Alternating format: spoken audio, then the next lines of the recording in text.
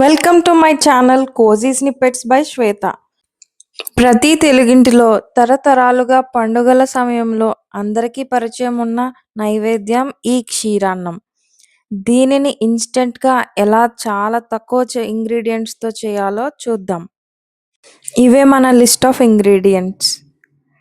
ముందుగా రైస్ని బాగా క్లీన్ అండ్ వాష్ చేసి వాటర్ పోసుకొని కుక్కర్లో కుక్ చేసుకోవాలి.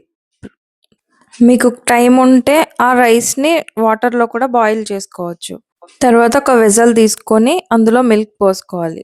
మిల్క్ కొంచెం బాయిల్ అయ్యాక మనం కుక్ చేసుకున్న రైస్ని యాడ్ చేయాలి. ఆ రైస్ మళ్ళీ కొంచెం సాఫ్ట్గా అయ్యే వరకు కుక్ చేయాలి బాగా కలుపుతూ.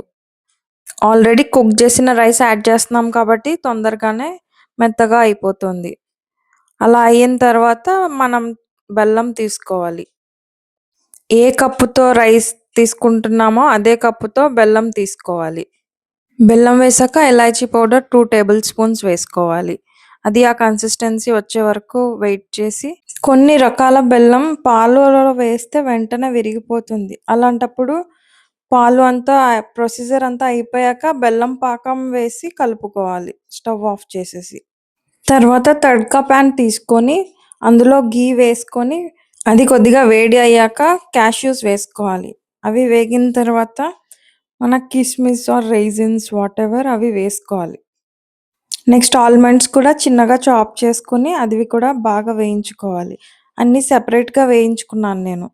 ఒకేసారి అన్నీ వేసేస్తే మాడిపోతాయి ఒక్కొక్కటి. ఘీ, డ్రై నట్స్ అండ్ ఫ్రూట్స్ మన క్షీరాన్నం టేస్ట్ని నెక్స్ట్ లెవెల్కి తీసుకెళ్తాయి. తీయని నైవేద్యం, అమ్మవారి ఆశీస్సులు. ఇదే క్షీరాన్నం. నైవేద్యానికి ఇంతకన్నా సింపుల్ అండ్ రుచికరమైనది ఇంకేం కావాలి? సో మీరు తప్పక ట్రై చేయండి. ట్రై చేసి ఎలా ఉందో మీ ఎక్స్పీరియన్స్ని కామెంట్స్లో నాతో షేర్ చేసుకో. ఆ అమ్మవారి ఆశీస్సులు ఈ వీడియో చూసే వాళ్ళందరికీ రావాలని కోరుకుంటున్నాను. వీడియో నచ్చితే లైక్ చేయండి, మీ ఫ్రెండ్స్ అండ్ ఫ్యామిలీకి షేర్ చేయండి.